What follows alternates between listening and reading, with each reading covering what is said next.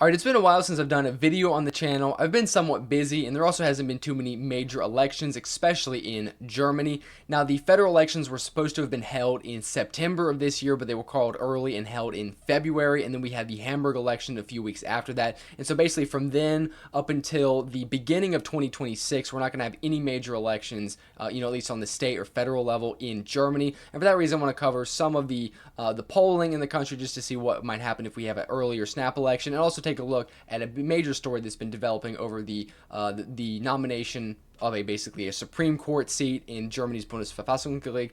So that is the big story that's kind of gaining a lot of attention in the country. Germany has what is known as the Bundesverfassungsgericht, the Federal Constitutional Court, and it is somewhat the equivalent of the U.S. Supreme Court in Germany. It's not exactly the same. It's structured somewhat differently. It doesn't have the same exact powers. It's not, a perfect one-to-one, but it is basically the highest judicial body in the country. It exists with two separate chambers, each with around 8 members, 8 justices or judges, and they serve 12-year terms. And one of those justices has been reached the end of her term, and that is why the parties are nominating, or rather, the SPD is nominating a new candidate. And this new candidate, Frauke Brosius-Gersdorf, has surrounded herself in a decent amount of controversy because of some of her political views. Now, the former candidate, the incumbent candidate, was a candidate from the SPD, and so the SPD is nominating one to succeed her, and that is, of course, Frauke Gersdorf. And the SPD and the CDU are now in coalition together. Now, the way this works is, even though that is an SPD nominee, the SPD and the CDU are kind of in coalition together. So initially, it was thought that both parties would back her. However, it turns out that some of the views that Frauke Brosius-Gersdorf have brought a lot of controversy involving some of the parties. Now, there's kind of 3 main points that have been kind of brought to attention above some of her views. Now, the first 2 things aren't really in regards to the CDU, but more in regards to other aspects of the opposition, the AfD, the BSV, the Free Voters. Frauke Brosius-Gersdorf supported and supports kind of the hardline COVID restrictions, the vaccine mandates, the lockdowns, things like that. And so a lot of AfD voters, BSV voters, and the Free voters in Bavaria are very much against her. There's been a lot of outspoken from elements from the voters and from the politicians of those parties against her nomination. And of course, they aren't in the federal coalition, but they do have, they do have influence. The Free Voters and the BSV are in coalitions in state governments, even with the CDU or the CSU in terms of Bavaria. And the AfD, even though they're not allied or aligned or even in any form of cooperation with the CDU, they are the biggest opposition party, so they do have the power to create speeches and push back in the Bundestag. But the other thing that is actually creating a lot of problems with the CDU is Frauke Brosius-Gersdorf's position on abortion. Now, Frauke Brosius-Gersdorf supports the liberalization of abortion in the country, I believe up into the 3rd trimester, and this is a position that is somewhat, of course, very controversial for many in the CDU, because the CDU is the Christian Democratic Union, and even though not everyone that votes for the CDU or is in the CDU is a devout Christian, there are a lot of Catholics and Lutherans in the party, both as voters and as members, that are going to be very much against the liberalization or the further liberalization of Germany's abortion laws. And so that has created a lot of controversy. A lot in the CDU have pushed back against this, and because of that, there's kind of been it's been a kind of delay of the nomination process. Friedrich Merz has come out and defended her against some of the attacks from the AfD and the other parties. However, there have been some people in the CDU, especially in the CSU in Bavaria, that have said that because of some of the left-wing or progressive stances of Gersdorf, the CDU needs to back out of basically the nomination process. Now, the CDU is supporting her because the SPD and the CDU are in coalition, and it's the incumbent, the former incumbent, is from the SPD. So it's kind of, lining up a successor. But this particular election has been somewhat more controversial. Now, since there's been a kind of a divide in the CDU, the election hasn't taken place yet. It's going to most likely happen after the summer recess, where all the politicians, especially in the Bundestag, come back, and then we will see what happens. But there is a big rift in the CDU-CSU, and a lot of them are saying that they do not want Gersdorf on the Bundesverfassungsgericht and want her to resign or to withdraw from the nomination. So this is creating somewhat a divide between the CDU and the SPD, but there also is a lot of other people in, outside the CDU and the SPD that are much against her. Of course, many people in the Greens, some in Die Linke, some maybe even in the FDP are going to be supportive of her. I suspect most SPD and Green voters have no problem with her, but a lot of AFD voters particularly are going to be very, very hardline against her. And then in the CDU, CSU, you have it more divided. Of course, many of them might not like her, but it is kind of a, agreement that if the CDU and the SPD are in coalition together, they'll back each other's candidates.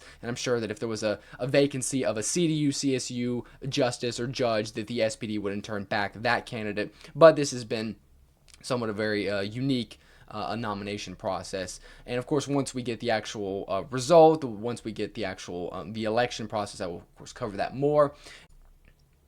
All right, if we take a look here, we can see the two separate chambers or senates, as they call them, of the court itself. Now, most of the candidates that go to be nominated and end up becoming judges or justices are from the CDU, CSU, or the SPD. There's some from the Greens and the FDP, but of course, there are not any from Die Linke or the AFD or the BSV. It is very hard or almost impossible for controversial parties to be able to win and be able to put forward and actually nominate and get candidates in these courts.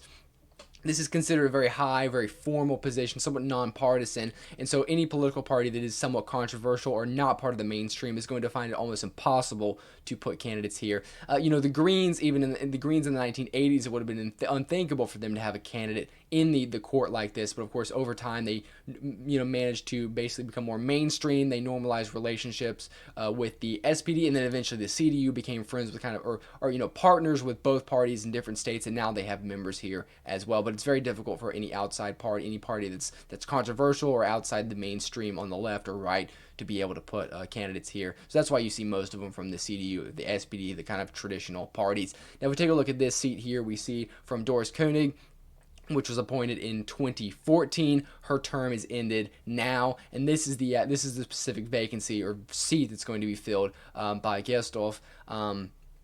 If she ends up being elected, of course, nominated by the SPD, this will be going from an SPD seat to a SPD seat if that happens. So that's going to be it for this this situation. Of course, like I said, I will cover it more once we get further developments. The other things I want to look at is just kind of a general overview of the polling in Germany on the federal level. There's not going to be any elections for a long time unless there's earlier snap elections, but even then we'll have several months to know, and the polls will definitely change. But I want to kind of get an idea of what the mood is in Germany. Now, if we take a look, the positions of the parties haven't really changed too much since the last election, but some of the numbers have. The CDU-CSU has been stagnant. There hasn't really been a major honeymoon phase where they've gained in support. They've actually dropped a point from where they are at. So 27%, they are still the largest party, but they haven't gained off of anything from the actual election result when they got 28.5% back in February. The AFD has been able to gain a significant amount. They are basically very close to becoming the second largest party in the polls, or the largest party in the polls, rather, again. And some polls have them kind of neck and neck, 1 point behind the CDU. This is around 4 points what they got in the last election. So it shows that the AFD is maintaining its momentum and slowly building on it, and this has puts them a lot closer. In the polls for the last election, the CDU was around 10 points ahead of the AFD, and now we have it very close. There has been some polls that show the AFD even as the largest party in earlier this year, but in the aggregate and the average, we see kind of a close 2-3 point lead for the CDU-CSU over the AFD. The SPD, the party of the former chancellor that suffered a historic loss, that's also in government now, is at 14%. So this is still a bad result for them. I know they're not falling even further, but it's really hard to see how they can collapse even more to their. I mean, this was already one of the worst results ever in the previous election. They've dropped a few more points. This is what they've been polling a lot of times from 2018 to 2021 before Olaf Scholz kind of won the election back then. So the SPD is not in a good state. And now that they're in government under the CDU-CSU again, it's possible that they could see an even further drop in support. But this government isn't too old. We'll have to see how long it lasts. The Ampel coalition, the traffic light coalition, didn't start really collapsing in support till 1 or 2 years after it had been in power. And we saw some of the crisis of the Ukraine, Russia conflict, the end of COVID. We had the Israel-Palestine stuff, and that created some kind of rifts in the parties, or the economic problems that those brought.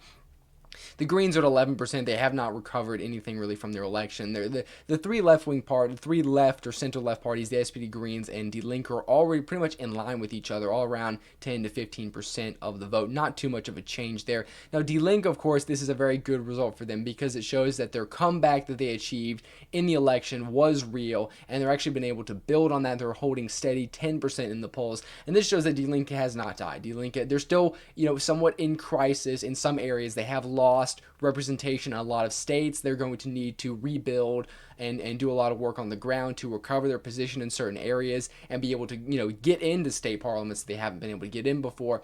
But they're in a very definitely much better position than they were even like a year ago. The BSV is struggling in the polls. They, of course, did not win 5%. They did have some legal challenges, but that has not been able to materialize. And, of course, it's most likely that even if there was a new election, that the BSV would likely fall below, according to polls. But they still do have a base of support. They still do have representation in some of the state legislatures in Germany and, of course, the European Parliament. So they still are a political player. They are not dead yet. We couldn't say Die Linke was dead just because they were 5% in the polls. And I think it's fair to say that the BSV is politically dead yet, just because they're below 5%. And of course, they will still have a chance at the next federal election. The FDP, however, is in a disastrous position. They fell below 5%, and even now that they're not in the government anymore, they're at 3.3%. I think there's a base of voters that are always going to support the FDP, but will they get over 5% is kind of a question we'll have to ask at the next election. The last thing I want to take a quick look at, the only election that's going to happen this year that is going to be somewhat significant is the local elections in North Rhine-Westphalia, and that is because this is Germany's biggest state. It includes many cities like Dortmund, Düsseldorf, Cologne, Essen, and it has a population around 18 million. And so even though it's local elections, it's not as important as a state or federal election, it is for Germany's biggest state, and so it will be somewhat significant. If we take a quick look at the only poll that's kind of been held for the statewide, we see that the CDU and the SPD are in line with what they got in the previous election, a small drop in both, but the CDU is expected to maintain its position as the largest party. They are the largest party there in the state legislature in Düsseldorf, and they will likely maintain their position in a lot of the city councils. The Greens are expected to drop some. The Greens did very well in the previous election, especially in cities, university cities such as Münster, Cologne, Bonn. They will probably drop some support, but they will still have their strongholds. The AfD is expected to gain significantly here, around 15% in the polls. The previous election only got 5%, and of course this makes sense because the last election was held in 2020 when the AfD was very low in the polls, and this hasn't been kind of with this election it'll count for all of the gains that they've made over the past several years. Die Linke and the BSV will do okay in some of the more industrial cities and areas where they have base of support, and they'll hold on to a few city council seats here and there, but there's not much polling on that. But this election will be held, I believe, in the middle of September, and as we get closer, if there's any more polls, I'll cover that, and then we of course look at this election itself. So that's gonna be it for this video. I will try and do some more videos more frequently, at least every week, but like I said, I've been somewhat busy, but kind of want to get back in the swing of things now. But I hope you all enjoyed. If you do, please like, share, subscribe, and I'll see you on the next one. Thank you all for watching.